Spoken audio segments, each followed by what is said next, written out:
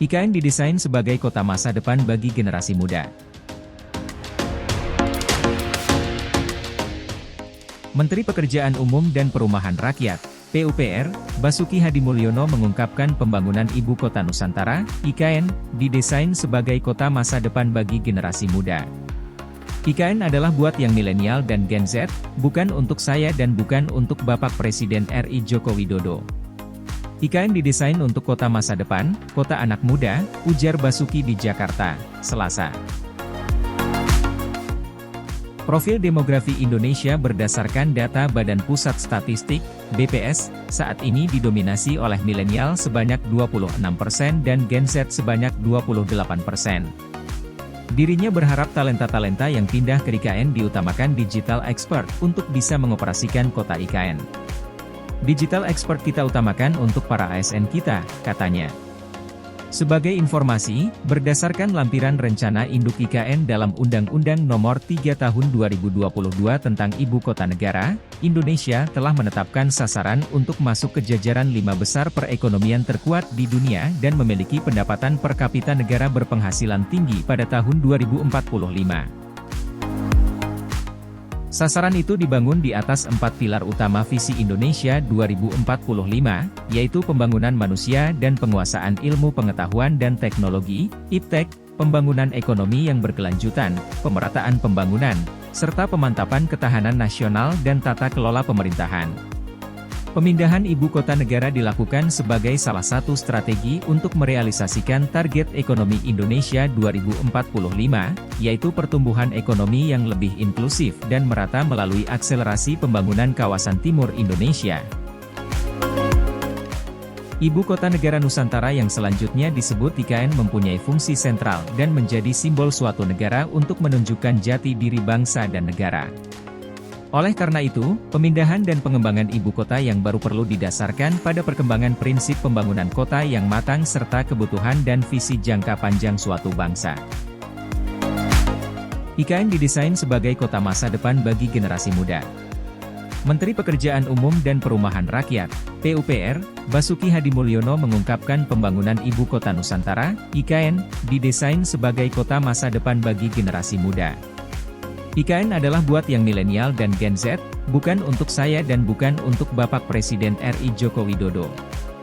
IKN didesain untuk kota masa depan, kota anak muda, ujar Basuki di Jakarta, Selasa. Profil demografi Indonesia berdasarkan data Badan Pusat Statistik, BPS, saat ini didominasi oleh milenial sebanyak 26% dan Gen Z sebanyak 28%. Paradigma perencanaan dan prinsip pengembangan IKN disusun menjadi pertimbangan penting dalam pengembangan di lokasi yang baru. Tujuan pembangunan Nusantara di Kalimantan Timur, Kaltim, dalam rangka memeratakan pertumbuhan ekonomi untuk mencapai Indonesia Emas 2045.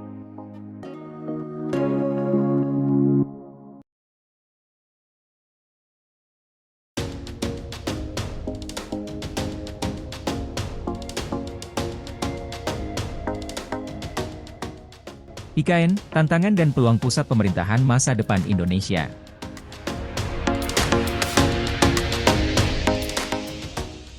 Ibu Kota Nusantara, IKN, di Kalimantan Timur merupakan langkah strategis yang tidak sekadar memindahkan pusat pemerintahan dari Jakarta. IKN bertujuan untuk menciptakan pemerataan pembangunan, memperkuat ketahanan lingkungan, dan menata ulang dinamika sosial politik Indonesia. Dirancang sebagai simbol kemajuan dan keberlanjutan, IKN, A City for All, diharapkan menjadi pusat pemerintahan yang modern dan efisien, serta memperkuat kesatuan nasional dengan menonjolkan keberagaman Indonesia. Andrinov A. Caniago, salah satu penggagas utama ide pemindahan ibu kota, menekankan pentingnya dasar ilmiah dalam pengambilan keputusan ini. Dalam visi Indonesia 2033, Andrinov melihat pemindahan ibu kota sebagai upaya untuk mengurangi ketimpangan antara Jawa dan luar Jawa serta mendorong pembangunan yang lebih merata. Buku terbaru yang ditulis oleh Andrinov bersama M. Jehansyah Siregar, dengan judul 9 Alasan dan 8 Harapan Memindahkan Ibu Kota, menjelaskan bahwa pemindahan ibu kota bukan hanya soal memindahkan gedung pemerintahan, tetapi juga membangun fondasi untuk Indonesia yang lebih kuat dan merata. Buku ini diharapkan dapat memperkaya gambaran tentang IKN dan pengembangannya dalam konteks kebutuhan sebuah ibu kota bagi Indonesia yang maju, madani, dan modern. Sejak 9 Desember 2008, isu pemindahan ibu kota telah dibahas dengan fokus pada memindahkan epicentrum ke Kalimantan untuk mengatasi masalah DKI Jakarta, seperti kemacetan, polusi, banjir, dan kriminalitas. Usulan pemindahan ibu kota sebenarnya telah muncul sejak era Bung Karno, Palangkaraya, lalu Pak Harto, Jonggol, hingga Pak SBY. Tetapi baru sekarang keputusan tersebut terwujud dengan dukungan ilmiah dan kebijakan yang kuat. Dalam konteks pemindahan ibu kota, Jehansyah Siregar menambahkan bahwa dukungan keputusan politik, terutama dari Presiden, sangat penting. Pengesahan Undang-Undang Nomor 23 2022 tentang IKN, membuktikan itikat yang kuat untuk mencari solusi ibu kota negara sekaligus menjadi landasan yuridis implementasi IKN. UU ini mencakup berbagai aspek, mulai dari infrastruktur, biodiversity, hingga keterlibatan masyarakat adat. Proses pemikiran tentang pemindahan ibu kota sendiri telah dimulai sejak era Joko Widodo sebagai Gubernur DKI Jakarta, 2012 hingga 2014, yang melihat kebutuhan mendesak untuk pemindahan ibu kota akibat masalah Jakarta yang kian menumpuk. Penelitian Andrinov A. Chaniago, memindahkan epicentrum ke Kalimantan, diserahkan kepada Joko Widodo yang kemudian menjadi presiden, untuk meneruskan konsep ibu kota dengan mengumpulkan masukan dari berbagai kalangan, selama bertahun-tahun hingga IKN akhirnya mulai dibangun di Kalimantan Timur.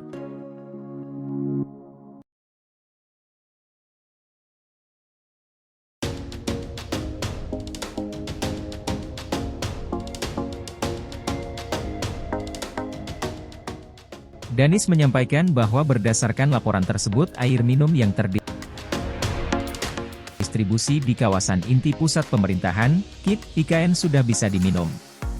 Terkait bakteri Escherichia coli, dia juga menunjukkan bahwa berdasarkan hasil laporan dari Sukovindo air minum yang terdistribusi di KIP IKN tidak mengandung bakteri tersebut. Saya bicara data aja ini, dari laporan Sukovindo bahwa bakteri Escherichia coli-nya 0 menurut Sukovindo. Laporan ini isunya baru Agustus, kata Danis. Menurut dia, Danis menyampaikan bahwa berdasarkan laporan tersebut air minum yang terdistribusi di kawasan inti pusat pemerintahan, KIP, IKN sudah bisa diminum. Terkait bakteri Escherichia coli, dia juga menunjukkan bahwa berdasarkan hasil laporan dari Sukovindo air minum yang terdistribusi di KIP IKN tidak mengandung bakteri tersebut. Saya bicara data aja ini, dari laporan Sukovindo bahwa bakteri Escherichia coli-nya 0 menurut Sukovindo. Laporan ini isunya baru Agustus, kata Danis. Menurut dia, sebetulnya air minum itu ada 3 kategori. Pertama yang berhubungan dengan mikrobiologi seperti terkait bakteri, kemudian ada juga yang berhubungan dengan fisik artinya kekeruhan, bau dan sebagainya, lalu terkait warna dan ada yang bersifat terkait dengan kimia, logam dan sebagainya. Sebagai informasi, PLT Kepala Otorita IKN, Menteri Pekerjaan Umum dan Perumahan Rakyat, PUPR, Basuki Hadimulyono meminta Sukovindo untuk menguji kembali air minum yang dikonsumsi langsung dari Persil untuk memastikan kualitas air tidak berubah dari instalasi pengolahan air minum, IPA. Air minum sudah mulai masuk ke gedung-gedung mulai dari Istana Negara dan Istana Garuda sampai dengan Hotel Nusantara di kawasan inti pusat pemerintahan, KIP, Ibu Kota Nusantara, IKN, Kalimantan Timur. Air minum tersebut sudah masuk ke gedung dan bangunan yang berada di KIP IKN, seperti Istana Negara, Istana Garuda, Gedung Sekretariat Presiden, Gedung Sekretariat Negara, Gedung Kementerian Koordinator, sampai dengan Hotel Nusantara. Otorita Ibu Kota Nusantara, OIKN, melaporkan suplai air bersih yang telah tersedia di kawasan Ibu Kota Nusantara, IKN, memiliki kualitas yang aman untuk langsung dikonsumsi oleh masyarakat dari keran. Suplai air tersebut tidak hanya bersih, tapi juga dikelola menggunakan sistem pengelolaan air potable water, sehingga air yang dihasilkan aman untuk langsung dikonsumsi oleh masyarakat. Suplai air di IKN telah dipersiapkan melalui uji tes mengalirkan air minum dari intake Sepaku, Kabupaten Penajam Pasar Utara, Kalimantan Timur, ke reservoir di IKN yang berjarak 15,8 km.